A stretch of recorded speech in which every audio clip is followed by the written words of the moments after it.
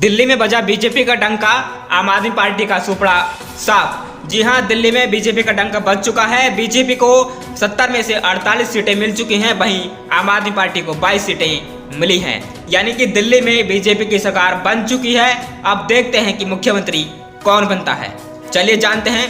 दिल्ली विधानसभा चुनाव के परिणाम से भाजपा की जीत पक्की हो चुकी है। इसके साथ ही आम आदमी पार्टी की दिल्ली से विदाई हो चुकी है। अरविंद केजरीवाल और मनीष सिसोदिया चुनाव हार चुके हैं। दिल्ली में भाजपा 27 साल का सूखा खत्म कर चुकी है। अब भाजपा दफ्तर में जश्न जारी है। सभी 70 सीटों पर हार जीत के नतीजे आ चुके हैं। दिल्ली चुनाव 2025 के नतीजों की तस्वीर साफ हो चुकी है। दिल्ली में 27 साल बाद भाजपा की वापसी हो चुकी है। भाजपा की प्रचंड जीत से आम आदमी पार्टी का दिल्ली में चैप्टर क्लोज हो चुका है।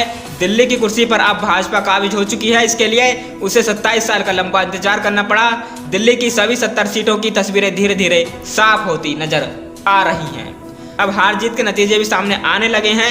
नई दिल्ली सीट से अरविंद केजरीवाल और जंगपुरा से मनीष सिसोदिया चुनाव हार चुके हैं। आम आदमी पार्टी के लिए राहत की बात इतनी है कि मुख्यमंत्री अतिशी कालाकाजी विधानसभा सीट से चुनाव जीत गई है। अब तक के नतीजों को देखें तो भाजपा को 48 सीटें मिली हैं, जबकि आम आदमी पार्टी 22 सीटों पर सिमटती नजर आ रही है। भाजपा दफ्तर में जश्न मनाया जा रहा है। खुद प्रधानमंत्री नरेंद्र मोदी शाम 5 बजे करीब भाजपा दफ्तर जाएंगे और कार्यकर्ताओं को संबोधित करेंगे। तो चलिए जानते हैं कि दिल्ली विधानसभा चुनाव में कहां से किसको कितनी सीटें मिली हैं। भाजपा को दिल्ली में 48 सीटें मिली हैं, आम आदमी पार्टी को 22 और कांग्रेस का तो दिल्ली में खाता भी नहीं खुल पाया है। कांग्रेस को एक भी सीट दिल्ली में नहीं मिली है। दिल्ली में लगातार मिल रहे झटकों के बीच आम आदमी पार्टी के लिए पहली बड़ी खुशखबरी आई है। कालाकाजी विधानसभा सीट से मुख्यमंत्री अतिशी चुनाव जीत गई है। उन्होंने भाजपा के रमेश बिधोड़ी को 3500 वोटों से हरा दिया है। आम आदमी पार्टी के लिए यह बड़ी खुशखबरी इसलिए है क्योंकि अरविंद केजरीवाल और मनीष सिसोदिया चुनाव हार चुके हैं। दिल्ली विधानसभा चुनाव में बीजेपी ने कमाल कर दिया है। न केवल दिल्ली जीती है बल्कि अरविंद केजरीवाल और मनीष सिसोदिया को भी बुरी तरह से हार का सामना करना पड़ा है। इस तरह दिल्ली में 27 साल बाद भाजपा का युग का आगाज हो गया है। आम आदमी पार्टी का चैप्टर क्लोज हो चुका है। दिल्ली को छोड़िए अरविंद केजरीवाल तो अपनी सीट भी नहीं बचा पाए हैं। दिल्ली विधानसभा चुनाव में अब तक का सबसे बड़ा उलटफेर दिखाई दे रहा है। नई दिल्ली सीट से अरविंद केजरीवाल चुनाव हार चुके हैं। भाजपा के प्रवेश वर्मा ने आम आदमी पार्टी के मुखिया अरविंद केजरीवाल को बड़े वोटों के अंतर से हराया है। दिल्ली चुनाव में आम आदमी पार्टी के लिए बड़ी खुशखबरी आई है। कालाकाजी विधानसभा सीट से मुख्यमंत्री अतिशी आगे चल रही है।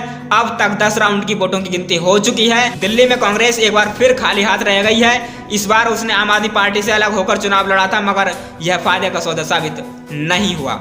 कांग्रेस की बुरी तरह हार हुई है। कांग्रेस का अब तक खाता भी नहीं खुल पाया है। यह तब है जब खुद राहुल गांधी कमाल संभाल रहे थे, चुनावी मैदान में रैली करने के लिए उतरे थे। दिल्ली विधानसभा चुनाव में बीजेपी ने इतिहास रच दिया है। दिल्ली में भाजपा ने 27 साल का सूखा खत्म कर दिया है। भाजपा की आंधी में आम आदमी पार्टी पूरी तरह से उड़ चुकी है।